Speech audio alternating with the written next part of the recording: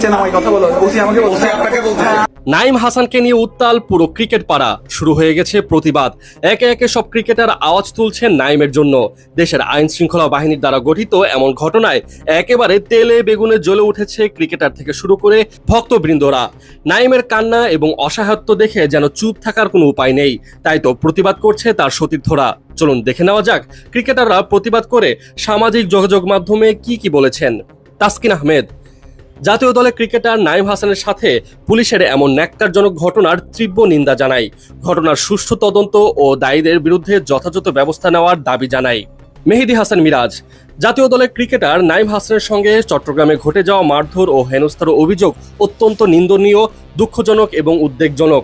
একজন জাতীয় খেলোয়াড়ের সঙ্গে এমন আচরণ দেশের ক্রীড়াঙ্গনের মর্যাদার উপর আঘাত। ঘটনার সুষ্ঠু তদন্ত ও দায়ীদের দ্রুত চিহ্নিত করে দৃষ্টান্তমূলক শাস্তির দাবি জানাই। পারভেজ হোসেন ইমন: জাতীয় ক্রিকেট দলের অফ স্পিনার নাইম হাসানকে চট্টগ্রামের ডিবি পরিচয়ে জিম্মি করে মারধর ও হেনস্থার অভিযোগ অত্যন্ত নিন্দনীয়, দুঃখজনক এবং উদ্বেগজনক। একজন জাতীয় দলের খেলোয়াড় দেশের গৌরব ও সম্পদ, তার সঙ্গে এমন আচরণের অভিযোগ শুধু একজন ব্যক্তির প্রতি নয়, বরং দেশের ক্রীড়াঙ্গনের মর্যাদার উপরও আঘাত। যেই এই ঘটনার সঙ্গে জড়িত থাকুক না কেন, তাদের দ্রুত চিহ্নিত করে আইনের আওতায় এনে দৃষ্টান্তমূলক শাস্তি নিশ্চিত করতে হবে। আমি এই ন্যাক্কারজনক ঘটনার তীব্র নিন্দা ও প্রতিবাদ জানাচ্ছি। লিটন কুমার দাস: মাথা উঁচু রাখো নাইম, তুমি একজন চমৎকার মানুষ। নাইম হাসানের সঙ্গে যা ঘটেছে তা অত্যন্ত উদ্বেগজনক এবং সম্পূর্ণ অগ্রহণযোগ্য। এমন একটি কঠিন পরিস্থিতির মধ্য দিয়ে তাকে যেতে দেখা সত্যি হৃদয় বিদারক।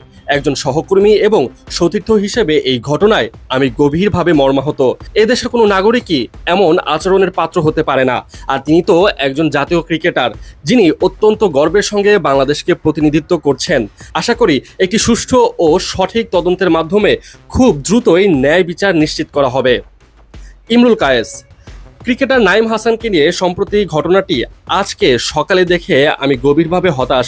একজন পুলিশ সদস্য একজন ক্রিকেটারকে চিনতে নাও পারেন, কিন্তু নিজের পরিচয় দেওয়ার পরও যদি তাকে অসম্মানজনক আচরণের শিকার হতে হয়, সেটি কোনোভাবেই গ্রহণযোগ্য নয়। এছাড়াও আরও অনেক ক্রিকেটার প্রতিবাদ করা শুরু করে দিয়েছেন, সাথে বিসিবির তরফ থেকেও এ ব্যাপারে উদ্বেগ প্রকাশ করা হয়েছে।